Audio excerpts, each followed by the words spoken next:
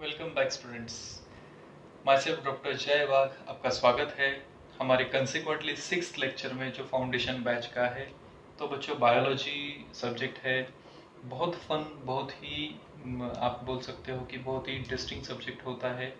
हर बार हर lecture की शुरुआत हम एक पॉजिटिव थॉट के साथ करते हैं, तो ये लेक्चर भी उसके लिए एक्सेप्शन नहीं है। आज का जो पॉजिटिव थॉट है वो है बच्चों, if you think you can if you think you can then you are halfway there। अगर आप सोचते हो कि आप कर सकते हो, आपको थोड़ी सी भी गुंजाइश है कि आप कर सकते हो, तो आप समझ लीजिए कि आपने वो काम आधा तय कर लिया है, आधा पूरा कर लिया है।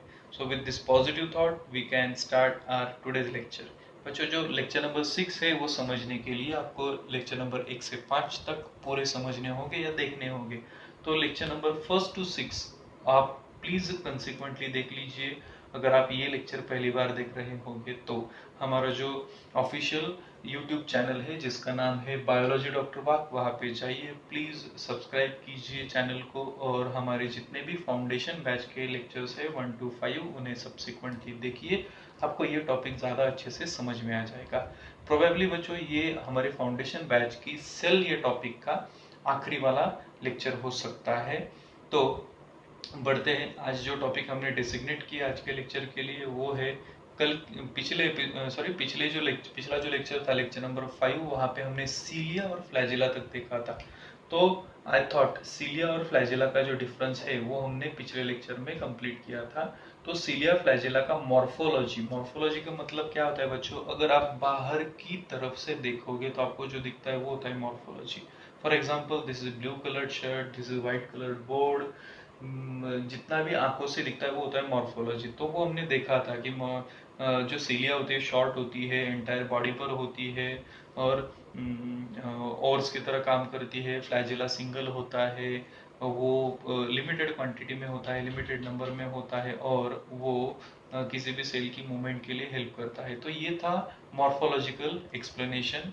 मॉर्फोलॉजिकल एक्सप्लेनेशन के बाद हमें जो सबसे जरूरी पार्ट यहाँ पे पढ़ना है वो है उसका एनाटॉमी। एनाटॉमी का मतलब होता है आप इंटरनल स्टडी कर रहे हो किसी सीलिया या फ्लैजिला को, अगर आप कट कर दोगे तो कट कैसे करते बच्चों, ये स्पेशल साइंस है साइंस में या बायोलॉजी में जिसे हम बोलते हैं histology, study of tissue through the different sections. तो कैसे पढ़ते हैं समझ लीजिए कि ये मार्कर मतलब एक सीलिया या फ्लैजिला है, अगर मैं इसे ऐसे कट कर दूंगा ट्रांसवर्स सेक्शन से कट कर दूंगा और आपको दिखाऊंगा, तो ये जो स्ट्रक्चर दिखता है ना बच्चों ये ऐसे दिखेगा। चाहे वो सीलिया हो चाहे वो फ्लैजिला हो, उसका जो टीयस होता है ना ये ऐसे दिखता है। तो इतना अल्ट्रा स्ट्रक्चर भी आपको लर्न करना है, तो it is a foundation batch, तो क्यों ना उसे पढ़े। तो बच्चों स्टार्ट करते हैं फाउंडेशन बैच का लेक्चर नंबर 6, और टॉपिक का नाम है स्ट्रक्चर ऑफ सीलिया और फ्लैजिला इन अल्ट्रा स्ट्रक्चर मैनर। तो टीएस भी बोल सकते हो आप, अल्ट्रा स्ट्रक्चर भी बोल सकते हो।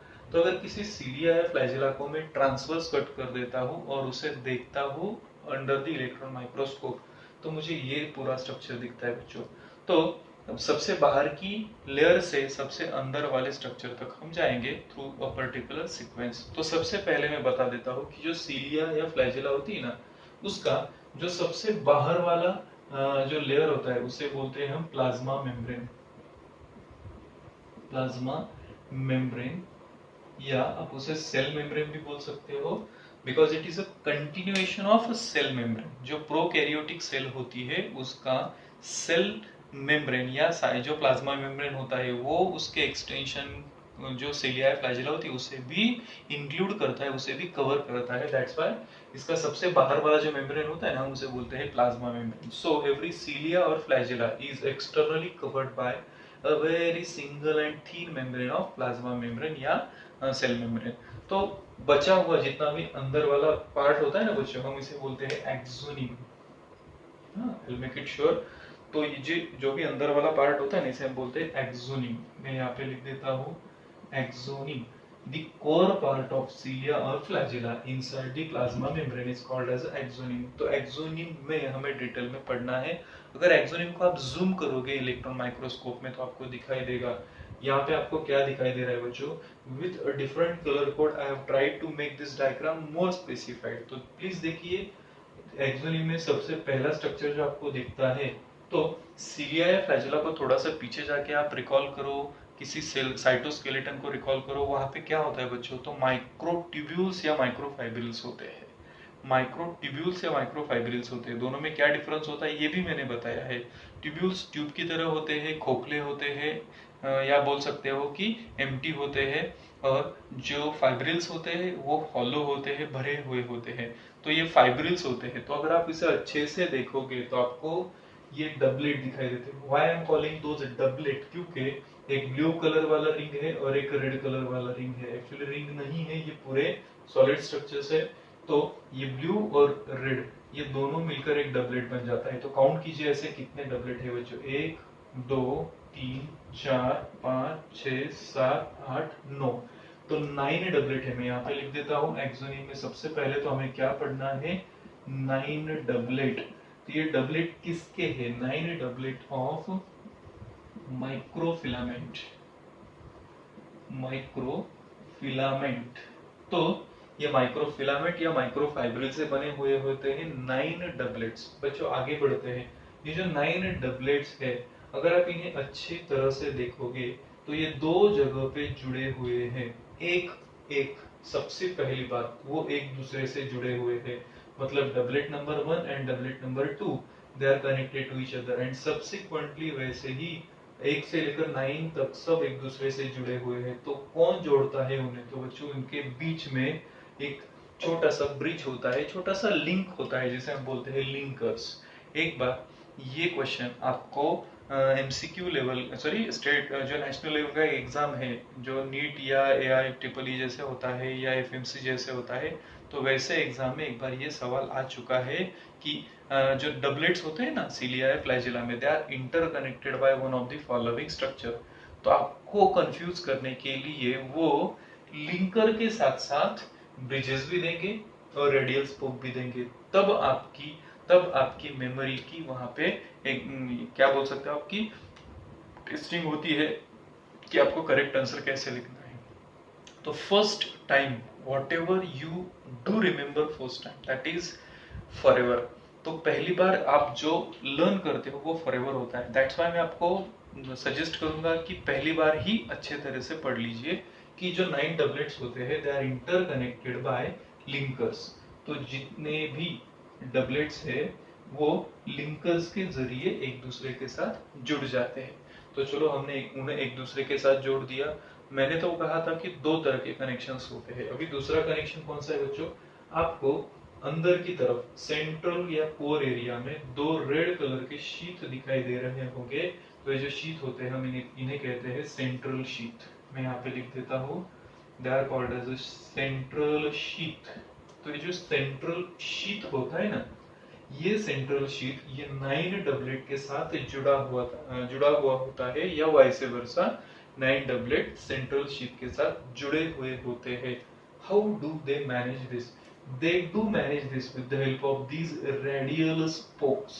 radial spokes आपको क्वेश्चन में पूछा जाएगा, what is the connecting link between central sheath and 9 doublets in TS of cilia or flagella?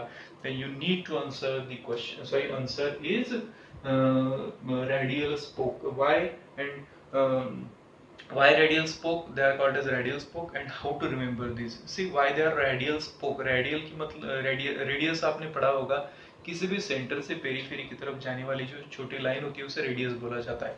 तो they looks like a radius, radius के जैसे दिखते हैं। और स्पोक क्यों, आपने साइकिल का टायर देखा होगा, तो साइकिल के टायर में बहुत सारे स्पोक्स होते हैं जो रेडियस की तरह दिखते हैं। तो they are called as a radial spoke. तो आगे बढ़ते हैं, सेंट्रल शीट को 9 डबलेट के साथ जोड़ने वाला जो स्ट्रक्चर था हम उन्हें बोलते हैं रेडियल स्पोक। तो ये बच्चों ये यहाँ पे रेडियल स्पोक है। तो रेडियल स्पोक होने के बाद आपको दूसरा कौन सा ऐसा स्ट्रक्चर है जो आप मिस कर रहे हो, तो सेंट्रल शीट किसे इन्वॉल्व कर देता है बच्चों, यहाँ पे 9 डबलेट थे। 9 डबलेट होने के बाद आपको जो सेंट्रल शीट है ना उसके अंदर दो छोटे छोटे सर्कल्स या माइक्रोफाइब्रिल्स दिखते हैं। लेकिन जरूरी बात यह है कि वो डबलेट नहीं है, वो सिंगल सिंगल है। हाँ, दोनों को मिलकर एक डबलेट बोल सकते हो। तो मैं यहाँ पे लिख देता हूँ सिंगल डबलेट, सिंगल डबलेट। लेकिन ये जो सिंगल डबलेट होता है इसका नाइन डबलेट से कनेक्शन थोड़ा सा अलग होता है, अलग होता है। मैं इंस्टेड ऑफ डबलेट आपको कंफ्यूजन में अवॉइड कर देता हूँ, मैं यहाँ पे लिख देता हूँ टू माइक्रोफाइब्रिल्स या टू सेंट्रल फाइब्रिल्स या फाइबर्स। ओके, तो ये जो नाइन डबलेट होते हैं, ये नाइन डबलेट सेंट्रल शीट के बाहर होते हैं, और ये जो अंदर वाले हैं, तो ये अंदर वाले जो होते हैं ना, ये एक दूसरे के साथ सेंट्रल ट्यूब्यूल, ये सेंट्रल ट्यूब्यूल या फाइबर्स, ये एक दूसरे के साथ ब्रिज के थ्रू जुड़े हुए होते हैं। They are connected to each other with the help of bridge. तो तीन ऐसे नाम हैं जो आपको कंफ्यूज कर सकते हैं अगर एमसीक्यू में आते हैं तो। सबसे पहले तो आप क्लियर कर लो आपके खुद पे तौर पर। सबसे पहले तो nine doublets are connected to each other with the help of, yes correct, they are connected to each other by linkers. दूसरा, nine doublets of central sheet एक दूसरे के साथ कैसे जुड़ा होता है, correct, they are connected by radial spoke. तीसरा, जो सेंटर वाले जो दो फाइब्रिल्स या ट्यूब्यूल्स होते हैं ना, तो ये सेंट्रल ट्यूब्यूल्स है, सेंट्रल फाइबर्स किसके जरिए कनेक्ट होते हैं, correct, they are connected by bridge. तो ये तीनों कनेक्शंस को याद रखो। और ये था आपका इंटरनल स्ट्रक्चर ऑफ या अल्ट्रा स्ट्रक्चर ऑफ सिलिया या फ्लैजेला। तो सिलिया या फ्लैजेला का इंटरनल स्ट्रक्चर ही हमने देखा। अगर किसी सिलिया या फ्लैजेला को बेस में आप देखोगे तो वहां पे एक स्वोलन स्ट्रक्चर दिखता है जहां से वो प्रोड्यूस होते हैं, वो उनका बर्थ प्लेस होता है, जिसे बोला जाता है बेसल बॉडीज। तो basal body is present in cytoplasm और उसका एक्सटेंशन होता है आउटसाइड द सेल। तो बच्चों, ये था आज का पहला टॉपिक जिसका नाम था अल्ट्रा स्ट्रक्चर ऑफ सिलिया या फ्लैजेला। तो आप प्लीज इसे अच्छी तरह से लर्न करो, क्योंकि इस पर बहुत सारे क्वेश्चंस आते हैं। और हाँ, सबसे जरूरी बात, ये डायग्राम आपको खुद को ड्रॉ करना है। अगर पॉसिबल है, अगर आप कोशिश करोगे तो एक बार डायग्राम देख लीजिए और विदाउट एनी रेफरेंस डायग्राम खुद ड्रॉ करने की कोशिश कीजिए। एटलीस्ट ट्राई करो, शायद आपको आ जाए, और मेक इट हैबिचुअल। तो चलो बढ़ते हैं नेक्स्ट टॉपिक की तरफ, जो आज के लेक्चर का शायद आखिरी टॉपिक हो सकता है। तो बच्चों, सिक्स्थ लेक्चर है, टॉपिक है सेल और फाउंडेशन। बैच का फाउंडेशन लेक्चर चालू है हमारा। तो जितना पॉसिबल है बेसिक लेवल पर हम डिस्कशन कर रहे हैं, और सेल के ऑर्गेनेल्स के बारे में डिस्कशन चल रहा है सब्सिक्वेंटली। तो सेल के ऑर्गेनेल्स में जितने भी ऑर्गेनेल्स हमने पढ़े हैं, उन्हें ईएमएस और नॉन ईएमएस ऐसे ग्रुप में हमने डिवाइड कर दिया था। सबसे पहले तो हमने पढ़े थे ईएमएस, एंडो मेम्ब्रेन सिस्टम। उसमें चार इंपॉर्टेंट ऑर्गेनेल्स हमने पढ़े थे जो सिंगल मेम्ब्रेन बाउंड थे। एक बार रिकॉल कर लीजिए कौन कौन से थे। तो सबसे पहले था उसमें एंडोप्लाज्मिक रेटिकुलम, दूसरा था गोल्गी बॉडी, तीसरा था लाइसोसोम्स, और चौथा था वैक्यूल। और बचे हुए जो डबल मेम्ब्रेन या विदाउट मेम्ब्रेन स्ट्रक्चर थे, वो सभी नॉन ईएमएस में थे। उसमें सबसे पहले हमने पढ़ा माइटोकॉन्ड्रिया, उसके बाद पढ़ा हमने प्लास्टिड्स। प्लास्टिड में क्लोरोप्लास्ट, क्रोमोप्लास्ट और ल्यूकोप्लास्ट, हर एक का स्ट्रक्चर और फंक्शन। तीसरा जो था वो हमने पढ़ा था, अगर मैं गलत नहीं हूं तो राइबोसोम्स। उसके बाद हमने साइटोस्केलेटन शुरू किया। साइटोस्केलेटन में माइक्रोट्यूब्यूल, माइक्रोफिलामेंट, उसमें सिलिया फ्लैजेला का डिफरेंस। और आज का topic ultra structure of cilia and flagella. तो बच्चों, बचता है अभी एक ही इंपॉर्टेंट टॉपिक जिसका नाम है nucleus. Nucleus is last but definitely not least, because it is as good as brain of the cell. It is as good as brain of the cell. Cell का जो ब्रेन होता है वो होता है न्यूक्लियस। तो न्यूक्लियस का discussion शुरू कर देते हैं। न्यूक्लियस, तो बच्चे, जो न्यूक्लियस होता है, ये न्यूक्लियस, इसका जितना भी आप स्टडी करोगे आपको कुछ ना कुछ अलग अलग रिवील होते जाएगा। जितना आप ज्यादा डीपली पढ़ोगे उतना ज्यादा इंफॉर्मेशन आपको न्यूक्लियस में आता है। तो जो न्यूक्लियस का स्टडी होता है ना बच्चों, उसे हम कहते हैं कैरियोलॉजी। तो जो कैरी ऑन होता है वो होता है न्यूक्लियस, और न्यूक्लियस का इंडिपेंडेंटली अगर आप स्टडी करोगे तो उसे बोलते हैं हम कैरियोलॉजी। तो कैरियोलॉजी में सबसे पहले तो ये समझ लीजिए कि न्यूक्लियस क्या होता है, फंक्शन क्या करता है और उसके कंटेंट क्या होते हैं। तो न्यूक्लियस जो होता है किसी भी सेल में मैं यूकैरियोटिक सेल की बात कर रहा हूँ पर्टिकुलरली, किसी भी यूकैरियोटिक सेल में न्यूक्लियस जो होता है वो इंटेंशनली या कॉमनली कहाँ पे मिलता है आपको, एट द सेंटर। पर यहाँ पे एक छोटा सा एक्सेप्शन है, अगर आप प्लांट सेल के डायग्राम देखोगे तो आपको वो सेंटर में नहीं मिलेगा, वो आपको मिलेगा पेरिफेरी में।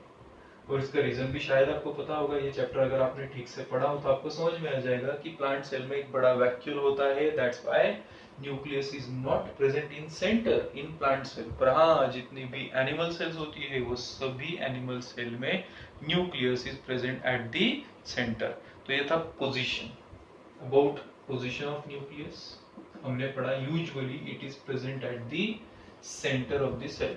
दूसरा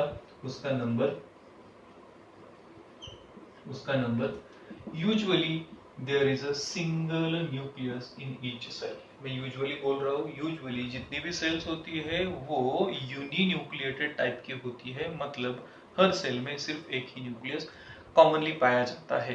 पर यहाँ पे दो एक्सेप्शंस है, कुछ सेल्स ऐसी भी होती है जिसमें बिल्कुल भी न्यूक्लियस नहीं होता है। तो ऐसी सेल्स को हम क्या बोलते हैं बच्चों, जिसमें न्यूक्लियस ना हो, ऐसी सेल्स को अन्यूक्लिएटेड सेल्स कहा जाता है। ये एक्सेप्शनल कंडीशन है न्यूक्लियस के बारे में, न्यूक्लियस के नंबर के बारे में, विदाउट न्यूक्लियस सेल। तो ऐसी जो सेल्स होती है इसके दो एग्जांपल्स मैं आपको दूंगा। प्लांट सेल में जो एग्जांपल होता है बच्चों, प्लांट सेल में वो होता है, जो प्लांट सेल है उसमें I think if I am not wrong, अगर मैं गलत नहीं हूँ तो प्लांट सेल में जो सीव ट्यूब्स होती है, sieve tubes, sorry extremely sorry for this longer recalling, लेकिन मुझे गलत नहीं बताना था। तो सीव ट्यूब्स जो होती है, सीव ट्यूब्स ये एक पार्ट है कंडक्टिंग टिश्यू का, जाइलम फ्लोएम का। तो वहाँ पे जो सीव ट्यूब्स होती है ये डेड होती है, इसमें न्यूक्लियस नहीं होता है। और एनिमल सेल का एग्जांपल तो बहुत इजी है, शायद आप भी गेस कर चुके होंगे हो, तो वो होते हैं erythrocytes. Human RBCs are anucleated cells. ये दोनों सेल्स एक्सेप्शनल है ये टॉपिक के लिए, क्योंकि न्यूक्लियस एक यूजुअली होता है और दूसरा एक्सेप्शन था मोर देन वन न्यूक्लियस। तो वैसी सेल्स को हम बोलते हैं मल्टी न्यूक्लिएटेड सेल्स। तो मल्टी न्यूक्लिएटेड सेल जो होती है ना बच्चों, ये मल्टी न्यूक्लिएटेड सेल भी कॉमनली थोड़ा सा अनकॉमन, लेकिन आपको जो एल्गी होती है, एल्गी पर्टिकुलरली स्पायरोगायरा, तो वहाँ पे आपको मिल सकती है, कुछ फंगाई होती है वहाँ पे भी मिल सकती है। तो ऐसे बहुत सारे एग्जांपल्स होते हैं कुछ एक्सेप्शंस के। तो ये तो बताया मैंने पोजीशन के बारे में, नंबर के बारे में। उसके बाद जो न्यूक्लियस है मैं उसके कंटेंट के बारे में डिस्कशन करने वाला हूँ। तो न्यूक्लियस का पोजीशन समझ लिया, न्यूक्लियस का नंबर समझ लिया, अभी न्यूक्लियस का जो फंक्शन है वो कंटेंट बताने के बाद में एक्सप्लेन करूंगा। तो न्यूक्लियस का कंटेंट क्या होता है, तो न्यूक्लियस का जो कंटेंट होता है बच्चों, वो कंटेंट समझने के लिए आप एक छोटा सा मैं डायग्राम ड्रॉ करता हूँ, please try to concentrate over that. मैं इंटेंशनली डायग्राम ड्रॉ करके नहीं रखा हूँ क्योंकि आपको मैं कुछ दिखाना चाहता हूँ थ्रू दिस डायग्राम। तो बच्चों किसी भी न्यूक्लियस को अगर आप डेवलप्ड या यूकैरियोटिक न्यूक्लियस बोलना चाहते हो तो उसमें ये कंटेंट होने बहुत जरूरी है। What ever structure I have drawn now, अगर आपने ठीक से देखा होगा कि मैंने जब ड्रॉ किया तो इंटेंशनली मैंने ड्रॉ करते वक्त 3 बैचेस में इसे ड्रॉ किया है। अगर आप देख सकते हो तो ये मैं ऐसा भी ड्रॉ कर सकता था, I can draw it like this, लेकिन ऐसा मैंने नहीं ड्रॉ किया सिंगल अटेम्प्ट में। क्यों? क्योंकि ये जो मेम्ब्रेन है ना बच्चों, ये न्यूक्लियस का मेम्ब्रेन है, तो ये डबल मेम्ब्रेन स्ट्रक्चर है। ये ऊपर वाला है आउटर मेम्ब्रेन और ये अंदर वाला है इनर मेम्ब्रेन। तो आउटर मेम्ब्रेन और इनर मेम्ब्रेन, ये दो मेम्ब्रेन जो होते हैं ना, ये कंटिन्यूस नहीं है। जैसे कि मैंने यहाँ पे क्रॉस कर दिया, ये कंटिन्यूस नहीं है, इसके बीच में कुछ डिस्टेंस जाने के बाद ऐसे कुछ छोटे छोटे पोर्स होते हैं या छोटे छोटे छेद होते हैं। ये छेद, ये पोर्स वेंटिलेशन या वेंटिलेटर्स, डोर्स, विंडोज, आप कुछ भी बोल सकते हो, उसके जैसे काम करते हैं। क्यों? क्योंकि न्यूक्लियस को ऐसा क्लोज्ड एंटाइटी नहीं है, उसे एक्सचेंज करना पड़ता है, कम्युनिकेशन करना पड़ता है साइटोप्लाज्म के साथ। तो कुछ चीजें अंदर आएगी, कुछ चीजें अंदर जाएगी। तो इसके लिए उसे ये जितने भी पोर्स है, न्यूक्लियर पोर्स है, उसके लिए दरवाजे दरवाजे और खिड़कियों की तरह काम करते हैं। तो न्यूक्लियर मेम्ब्रेन समझ में आ गया, न्यूक्लियर पोर्स समझ में आ गए, बढ़ते हैं अंदर की तरफ। तो ये तो समझ में आ गया कि न्यूक्लियस डबल मेम्ब्रेन स्ट्रक्चर है, जैसे माइटोकॉन्ड्रिया था और प्लास्टिड था, वैसे थर्ड स्ट्रक्चर हम लर्न कर रहे हैं जिसमें दो दो मेम्ब्रेन्स होते हैं।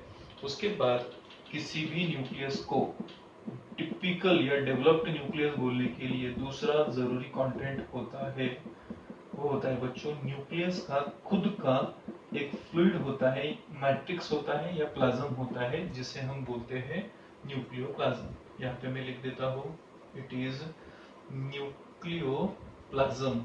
तो प्लाज्म का मतलब होता है फ्लूइड। अगर वो सेल में मिलता है तो हम उसे बोलते हैं साइटोप्लाज्म, और अगर न्यूक्लियस में मिलता है तो हम उसे बोलते हैं न्यूक्लियोप्लाज्म। तो ये न्यूक्लियोप्लाज्म है। न्यूक्लियोप्लाज्म आप सोचोगे तो इम्पोर्टेंट है, सोचोगे तो कॉमन है। इम्पोर्टेंट इसलिए बच्चों कि ये पूरा न्यूक्लियस जो होता है ना, ये न्यूक्लियस का शेप मेंटेन करना, ये न्यूक्लियस को नरिश करना, हर एक कंटेंट को, हर एक पार्ट को नरिश करने की रिस्पॉन्सिबिलिटी होती है न्यूक्लियोप्लाज्म की। न्यूक्लियोप्लाज्म के बाद जो तीसरा कंटेंट किसी भी न्यूक्लियस में होता है और जरूरी है, वो कंटेंट होता है न्यूक्लियस के अंदर आप एक छोटा सा मेम्ब्रेन ना होने वाला, विदाउट मेम्ब्रेन, या आप बोल सकते हो नॉन मेम्ब्रेनस एक स्ट्रक्चर देख सकते हो। It look like a small nucleus inside the nucleus. तो ऐसा जो स्ट्रक्चर होता है, ये स्ट्रक्चर को हम बोलते हैं न्यूक्लियोलस। यूजुअली जो कॉमन आईक्यू वाले बच्चे होते हैं ये कंफ्यूज हो जाते हैं न्यूक्लियस और न्यूक्लियोलस में। तो nucleus is double membrane bound और nucleolus is not membrane bound, इसे एक भी मेम्ब्रेन नहीं है। और सबसे जरूरी बात, ये थोड़ा सा डिफ्यूज्ड होता है, इसकी जो आउटर वॉल होती है ना, ये डिफ्यूज्ड होती है, एक तो मेम्ब्रेन नहीं होता है। क्यों डिफ्यूज्ड होता है बच्चों? क्योंकि ये साइटोप्लाज्म में थोड़ा सा डिसॉल्व हो जाता है, because it communicate with the cytoplasm. तो ये जो न्यूक्लियोलस है, ये न्यूक्लियोलस विदाउट मेम्ब्रेन बाउंड है, ये इंपॉर्टेंट पार्ट है न्यूक्लियस का। नेक्स्ट वाला कंटेंट मैं एक बार बता देता हूँ और उसके बाद हम हर कंटेंट का इंडिपेंडेंटली फंक्शन लर्न करेंगे। इसके बाद जो बचता है बच्चों सेल के अंदर, जो हमें इंपॉर्टेंट है पढ़ने के लिए भी, तो जस्ट हैव अ लुक। मैं क्या कर रहा हूँ, I am going to draw a thread in, you can say very casual manner, जिससे कोई शेप नहीं है। I am just going to draw it like a thread, या हेयर होते हैं ना, उसके जैसे मैं ड्रॉ कर रहा हूँ। तो बच्चों ये जो स्ट्रक्चर अभी मैंने ड्रॉ किया, ये है उसका क्रोमैटिन मटेरियल। क्रोमैटिन मटेरियल, यही क्रोमैटिन आगे जाकर क्रोमोसोम बनेगा, यही क्रोमोसोम आगे जाकर डीएनए को हार्बर करेगा, डीएनए जीन्स को हार्बर करेगा, जीन्स प्रोटीन सिंथेसिस करेगी, वगैरह वगैरह वगैरह। तो ये रहा न्यूक्लियस का जेनेटिक कंटेंट।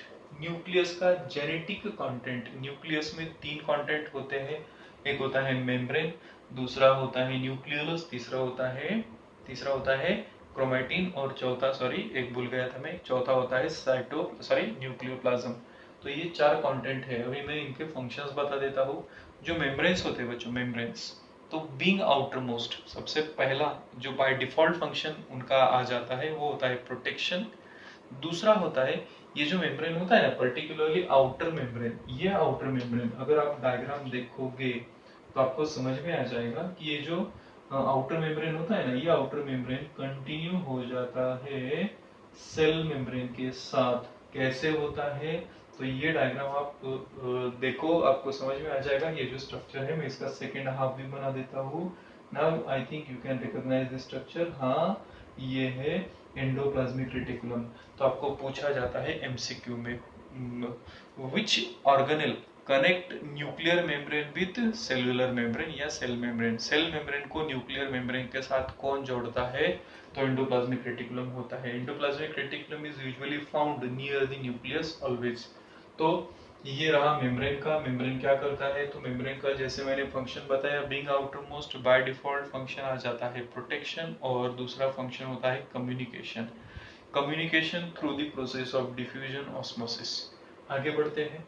जो न्यूक्लियोप्लाज्म है, न्यूक्लियोप्लाज्म एक मैट्रिक्स है जो पूरे कंटेंट को नरिश करते रहता है और शेप मेंटेन करते रहता है। It avoid the desiccation of all the contents. तीसरा जो है वो है न्यूक्लियोलस। तो इसके बारे में मैं आपको एक न्यूक्लियोलस, तो इसके बारे में मैं आपको एक सजेशन दूंगा। अगर आपके पास एनसीईआरटी की टेक्स्ट बुक है तो पेज नंबर 138 पर देखिए, नहीं है तो मैंने हमारे ग्रुप पर फाउंडेशन बैच की इसका पीडीएफ भी सेंड किया है टेक्स्ट बुक का, तो उसमें प्लीज देखिए। वहां पे आपको न्यूक्लियोलस, पर्टिकुलरली न्यूक्लियोलस, इसके बारे में कुछ इंपॉर्टेंट इंफॉर्मेशन दी गई है। और वो इंपॉर्टेंट इंफॉर्मेशन ऐसी है बच्चों कि जो न्यूक्लियोलस होता है ना, न्यूक्लियोलस ये एक जरूरी पार्ट होता है हर न्यूक्लियस का। और उसका फंक्शन क्या होता है बच्चों? The content of nucleolus is continuous with rest of the nucleoplasm, क्योंकि उसका मेम्ब्रेन नहीं है।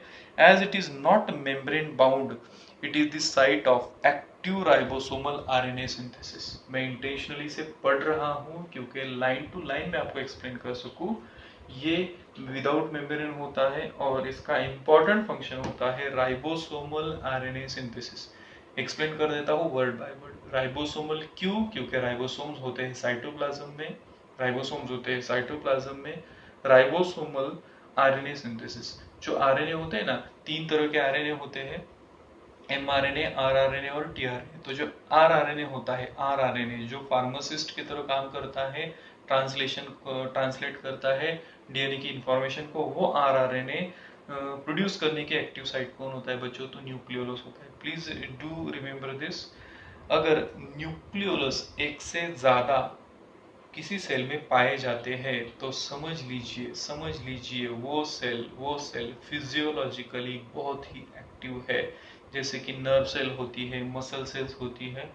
मैं ये नहीं बोलूंगा कि इसमें एक से ज्यादा न्यूक्लियोलस होते हैं। आई जस्ट वांट टू से कि वो क्या काम करती है, उसकी फिजियोलॉजिकल एक्टिविटी कैसी है। अगर वो ज्यादा फिजियोलॉजिकली एक्टिव है, ज्यादा काम करती है, तो उसमें न्यूक्लियोलस एक से ज्यादा होते हैं। और पर्टिकुलरली ऐसी सेल्स जहाँ पे प्रोटीन सिंथेसिस या जेनेटिक जो प्रोटीन सिंथेसिस होता है वो ज्यादा होता है, उस सेल में न्यूक्लियोलस आपको एक से ज्यादा मिल सकते हैं। तो जस्ट अ मोमेंट।